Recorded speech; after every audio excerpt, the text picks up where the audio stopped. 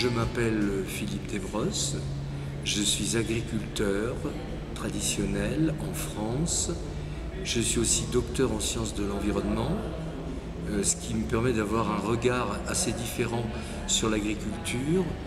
Et je suis cofondateur des principaux mouvements d'agriculture biologique en France et en Europe, et aussi fondateur de l'association Intelligence Verte pour la préservation, la sauvegarde et la réhabilitation des espèces potagères et fruitières anciennes.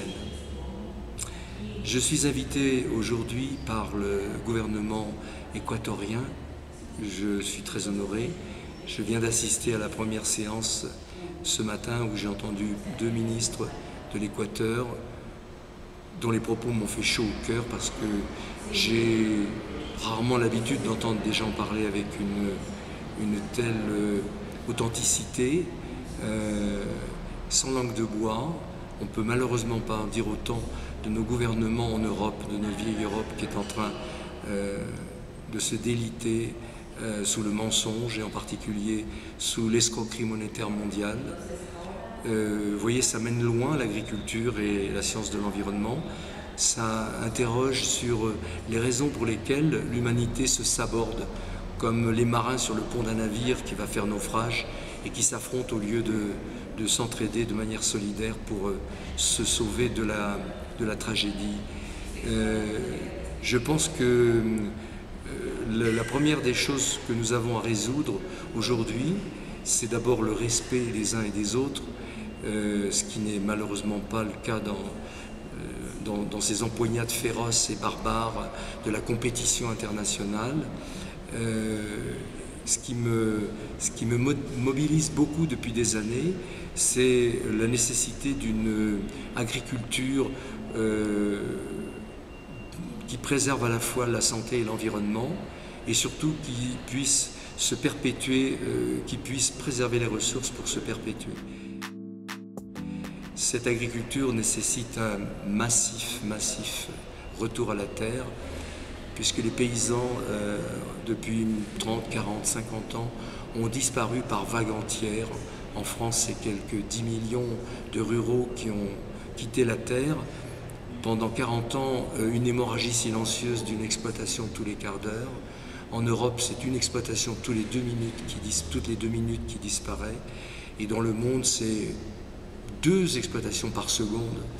Donc on voit cette déchirure, cet abandon du sol, de la terre qui nous nourrit.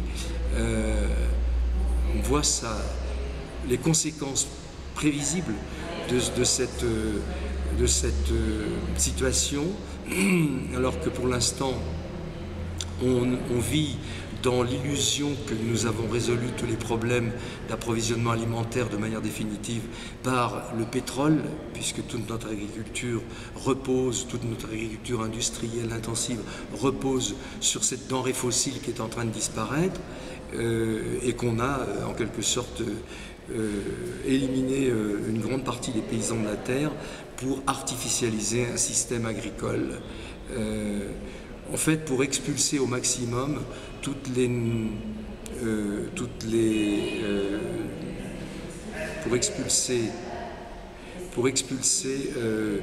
fonctions naturelles et gratuites des écosystèmes, afin de leur substituer les artifices polluants et coûteux de la pétrochimie et de l'industrie lourde. Cette agriculture-là n'est pas durable. D'abord, elle coûte très cher, elle coûte 3 fois plus en intrants qu'une agriculture normale. Ça veut dire qu'on dépense 3 fois plus pour retirer 100 unités de nourriture, on dépense 300 unités d'intrants, ce qui est une sorte de faillite organisée. Donc c'est cette discussion que je vais tenir demain dans un panel sur la réforme de l'agriculture, sur la nécessité d'une réforme de l'agriculture pour revenir à de petites exploitations souveraines, durables, avec un nombre plus important de paysans, et surtout en abandonnant les produits toxiques qui caractérisent l'agriculture d'aujourd'hui, pesticides, OGM, etc.